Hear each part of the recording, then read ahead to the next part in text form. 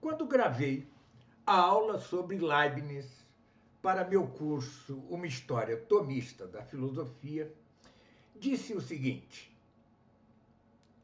é-me difícil tratar a Leibniz porque sua doutrina filosófica tem mil problemas e, no entanto, ele pessoalmente me é simpático. Por quê? Por algumas razões. Primeiro, ele era nascido em âmbito protestante e, no entanto, pretendia a reunificação dos cristãos com uma boa intenção tremenda. Ele e o compositor Johann Sebastian Bach faziam parte de um mesmo grupo que se comunicava com este fim com autoridades católicas, por exemplo, o bispo francês Bossuet. Né? Isto já me atrai certa simpatia para ele. Mas mais que isto, desde o nominalismo que Aristóteles e suas quatro causas estavam relegados ao esquecimento, coisa que se agravou com o surgimento da ciência moderna, com o cartesianismo, com o mecanicismo de Newton, etc. E ele tenta resgatar, melhor dizendo, tanto a doutrina relativa à causa formal como à causa final. Era uma voz única quanto a isto naquele ambiente de então, ou seja, o ambiente da filosofia moderna. E depois aceitava algumas das demonstrações de Santo Tomás para provar a existência de Deus. Então ele, consciente e expressamente, tentava unir o antigo com o novo. Julgava, e o dizia, que era possível conciliar a doutrina aristotélico-tomista com as descobertas da ciência moderna. Bom, era o único que enveredava por este caminho com boa intenção, de boa vontade. Mas é preciso superar a simpatia. Aliás, além disso, era de fato um talento, né? Era um talento filosófico enorme. Um homem com uma capacidade impressionante em diversas ciências, matemática, geologia, né? Em várias ciências, era um polímata, né? Pois bem, é preciso, no entanto, deixar de lado a simpatia e ver com olhos objetivos a influência nefasta que exerceu sobre os tomistas. Este é um assunto pouquissimamente tratado e eu mesmo, só pouco a pouco, me vim dando conta desta influência. Eu lia, por exemplo, o padre Garrigou-Lagrange, né, dizer que o primeiro dos primeiros princípios é o princípio de identidade. Ora, isto não é nem tomista nem aristotélico. Eu vejo o padre Manser, OP, outro dominicano, que tem um excelente livro chamado A Essência do Tomismo, que, no entanto, neste mesmo livro, diz que um dos primeiros princípios da razão especulativa é o princípio da razão suficiente. Isto já me despertou uma desconfiança, porque nenhuma destas duas coisas pode dizer-se tomista nem aristotélica. E trata-se de tomistas renomados. Garrigou era renomadíssimo, né? Teve importância até ao colaborar, segundo dizem, né, com Pio XII em alguma encíclica, etc. Na Humani Generis, salvo engano. Mas, estudando a Leibniz, eu descobri. Isso tem influência de Leibniz. Mas depois descubro outra coisa. Como afirmarei em um curso próximo meu chamado Ciência e Fé, os aristotélicos e os tomistas tiveram dois tipos de atitudes que são muito semelhantes quanto ao mesmo. Que mesmo é este? É quanto às descobertas científicas que se iam dando diante de seus próprios olhos. Eles tiveram duas atitudes. Ou a atitude do avestruz, que enfia a cabeça na terra para não ver a coisa, ou a atitude da Torre de Marfim. Que atitude é esta? Eles se isolavam em sua filosofia e metafísica e diziam: as coisas da natureza são coisas menores, que as trate o cientista moderno. Pois bem, de onde vem isto? De onde veio isto? Hoje em dia não duvido de que veio exatamente de Leibniz. Leibniz queria conciliar o antigo, o aristotélico tomista, com o moderno desta maneira. Era uma conciliação desconciliadora, porque criava dois âmbitos distintos, não intercomunicáveis, sem vasos comunicantes entre si. Um era o âmbito da filosofia, que tratava das primeiras coisas, dos primeiros princípios, das causas supremas, etc., etc., de Deus.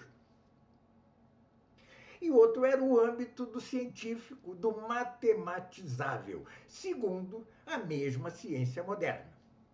E pergunte-se, repito, tinham vasos comunicantes esses dois âmbitos? Absolutamente não. Isto não é conciliar, apesar da boa vontade de Leibniz.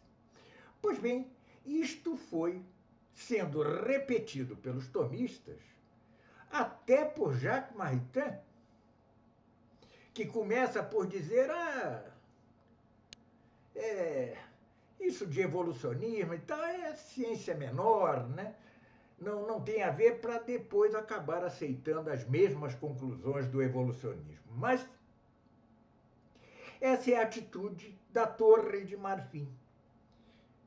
Os grandes filósofos se isolavam nela, enquanto a ciência ia descobrindo coisas, a ciência moderna ia descobrindo coisas, sem, no entanto, saber explicá-las. E mais que isso, exatamente porque não sabia explicá-las, é que acabavam por voltar às conclusões equivocadas de sua ciência contra aquilo mesmo que os da Torre de Marfim defendiam.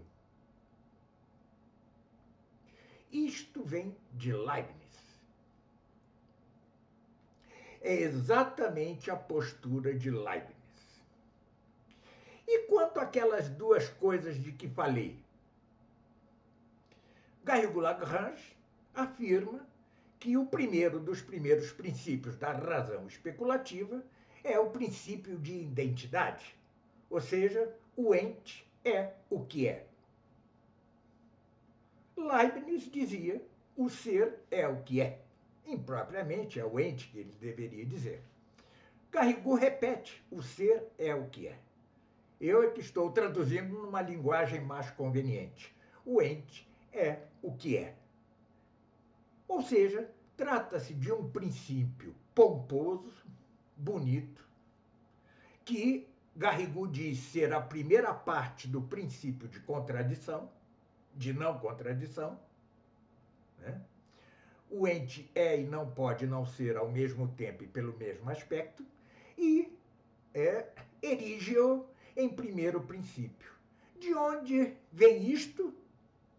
Já que Aristóteles falara do princípio de não contradição e do princípio do terceiro excluído que decorre dele. Isto vem de Leibniz. Ou seja, do algebrismo de Leibniz, com a fórmula vácua A igual a A. O ente igual ao ente. O ente é o que é. Ou, na linguagem deles, incluída a de Garrigou, o ser é o que é. É uma pomposa fórmula vácua. Não quer dizer absolutamente nada. A outra é mais complicada. É o princípio da razão suficiente, que é absolutamente de Leibniz. O princípio da razão suficiente é o gonzo, o eixo em torno do qual gira a doutrina de Leibniz. E qual é a doutrina de Leibniz? Resumo-a muito resumidamente. Antes de tudo, diz ele que assimila de Aristóteles a noção, o conceito de substância, que ele iguala ao de inteléquia, enquanto são coisas distintas, substância e inteléquia em Aristóteles. Mas ele lhe dá um terceiro nome, mônada. O que é a mônada? A mônada é um conceito oriundo dos pitagóricos, que fora retomada pelos neoplatônicos e agora por Leibniz. Diz ele mesmo Leibniz, que é semelhante aos átomos de Demócrito, com uma diferença. Os átomos de Demócrito são materiais, enquanto a mônada é metafísica, é espiritual. A mônada é o elemento irredutível da realidade para Leibniz. Mona vem de monas, grego, que é uno, né? E para Leibniz, a mônada suprema é Deus. Tudo é mônada. Mas há um traço que é o seguinte: as mônadas não se comunicam tão pouco entre si. Uma não atua sobre a outra. Razão porque o princípio da ação e da reação newtoniana é inválido. Por quê? Porque neste ponto ele é, Leibniz, essencialmente malebranchiano. Ele segue a Malebranche com quem tivera contato e que o tinha influído de fato. É Deus ele mesmo, quem procede à interação entre duas mônadas. A única mônada que é capaz de agir sobre outras é a mônada das mônadas, a mônada primeira, que é Deus, mas as outras mônadas são autossuficientes, extraem de si mesmas tudo de que necessitam e não se comunicam, não agem sobre as outras mônadas. Quem o faz é Deus. Essa doutrina, que é semelhante ao ocasionalismo de Malebranche, tem também um antecedente na seita teológica islâmica dos loquentes, né? Que Santo Tomás critica duramente na Suma contra os Gentios, e que diziam o seguinte: o fogo não queima, ele não tem propriedades que os façam capaz de queimar. Quem queima pelo fogo é Deus. É mais ou menos a mesma coisa, mais matizado, porque não se trata, para ele, cada mônada tem suas propriedades, etc. Mas não se interrelacionam. Então, assim também, o fogo não é o fogo quem queima algo, é Deus que faz que o fogo queime. Ou seja, ele é o intermediário entre o fogo e o queimado. Assim também, mutatis mutandis para Leibniz e as mônadas. Mas as mônadas são essências ou antes possíveis. Esta é uma doutrina que equivale à de Avicena, né? E que resulta no essencialismo tomista. Tá? Avicena legou à parte dos tomistas o essencialismo. Né? É algo de traço, de feição platônica. As essências como algo supramônadas, né? Ou seja, está acima de tudo, estão as ideias, estão as essências. Tá? Então, a cada mônada corresponde uma essência. Mas Deus é a razão suficiente das razões suficientes. O que quer dizer Leibniz? Ele quer dizer algo que parece óbvio.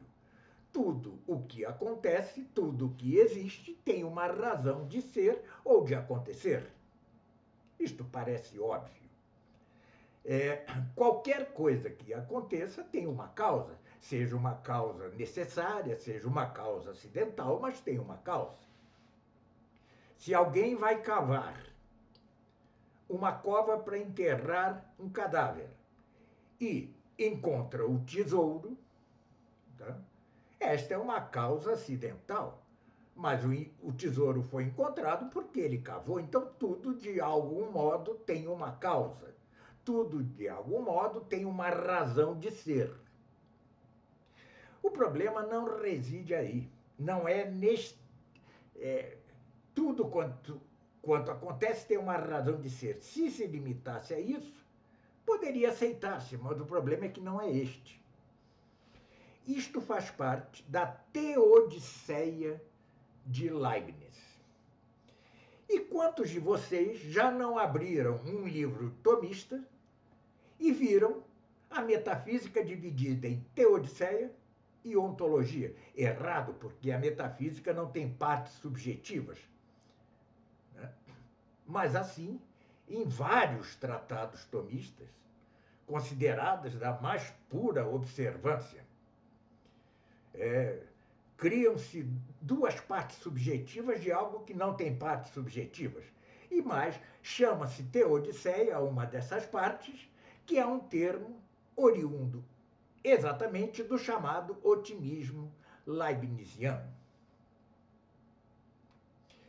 Este otimismo diz o seguinte: havia vários mundos possíveis, sempre a ideia do possível. Vários mundos possíveis. E Deus escolheu o melhor dos mundos possíveis. Necessariamente. Vejam que aí já há um problema, porque a verdadeira doutrina acerca da criação do mundo dá este ato a Deus como libérrimo. Ele quis porque quis criar o mundo e não por necessidade. Foi por livre decisão de seu livre-arbítrio. Mas para Leibniz, não necessariamente Deus criou o melhor dos mundos possíveis. Já Santo Tomás tinha respondido a isso na Suma, né, dizendo que Deus criou um mundo conveniente. Deus seria incapaz de fazer algo inconveniente. Mas não necessariamente o melhor dos mundos possíveis. Ele poderia ter criado outro mundo melhor. Exatamente porque consta disso, que consta isso na Suma, já é de supor que esta doutrina de Leibniz, do melhor dos mundos possíveis, tivesse já vigência no século XIII, porque senão, porque Santo Tomás a poria, né? Pode ser que ele tenha criado a si mesmo essa objeção, mas é provável que alguém já a defendesse. Mas Leibniz vem com toda a força e diz que Deus criou necessariamente o melhor dos mundos possíveis. Razão porque tudo quanto existe é o melhor possível, incluindo o mal. Ora, Tudo, então, tem sua razão suficiente última em Deus mesmo. O que parece acertado, porque tudo depende de Deus, e isto é verdade. Mas não no sentido do otimismo leibniziano. De modo que o princípio, apregoado como de Santo Tomás sem o ser, o da razão suficiente, se resume, se reduz, né, à doutrina da teodiceia leibniziana, segundo a qual Deus criou o mundo melhor possível, o melhor mundo possível. Logo, tudo quanto existe é o que há de melhor entre os possíveis. E isto necessariamente da parte de Deus. Portanto, refaçamos aqui a influência de Leibniz sobre os tomistas. Primeiro, na conjugação desconjugada de doutrina aristotélico-tomista tradicional com a ciência moderna. Não conseguiu fazer a verdadeira simbiose entre as duas. Né? Isto se vê em quase todos os tomistas a partir de então. Depois, o algebrismo de Leibniz com o princípio de identidade, que é repetido por Garrigou-Lagrange como o primeiro dos primeiros princípios, exatamente como dizia Leibniz. O ser é o que é. Dever-se-ia dizer, o ente é o que é, mas vá lá. O ser é o que é.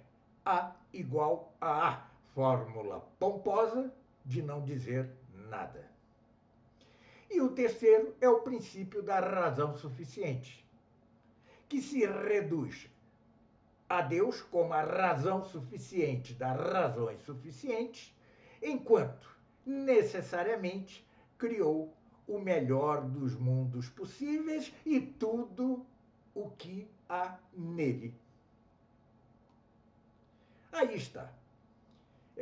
Foi algo que eu vim pouco a pouco percebendo e que quanto mais estudava Leibniz, via estas concordâncias. Não me surpreenderei se voltar a encontrar outra concordância tão patente entre tomistas e Leibniz. Então, vejam, nenhum tomista que eu tenha lido, eu não li todos, claro, obviamente, mas nenhum dos que eu li grandes tomistas, importantes tomistas, nenhum deles acusa a influência de Leibniz, expressamente, não faz.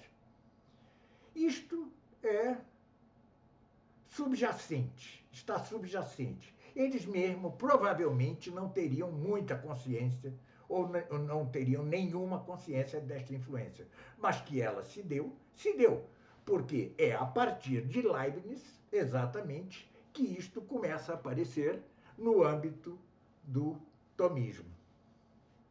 Então é isto. Né?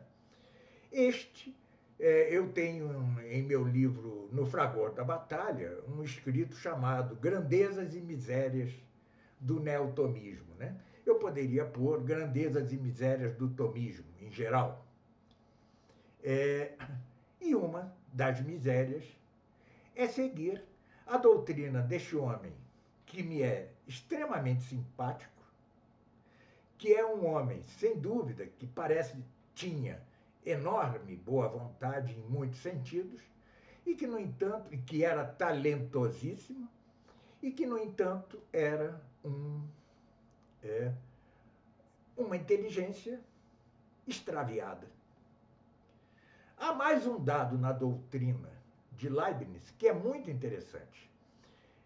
Só o consignarei aqui, que é a tentativa de criar uma ciência universal, a ciência das ciências, que abarcasse as outras, ou ao menos as mais importantes. Isto se assemelha, por exemplo, com a arte de Raimundo Lúlio e ainda mais com a filosofia concreta de Mário Ferreira dos Santos. Tá? e também, de certo modo, a tentativa de São Boaventura de reduzir todas as ciências à teologia. Quanto a isto, que eu saiba, não influiu Leibniz sobre os tomistas, mas deixou sua marca também, com o acréscimo, digo eu, de que realmente isto já era anterior a Leibniz, não é propriamente uma invenção sua, mas ele a desenvolve, né? E provavelmente o mesmo Mário Ferreira dos Santos se deixou influir pela tentativa de Leibniz de uma ciência universal. Muito obrigado pela atenção e até nosso próximo vídeo.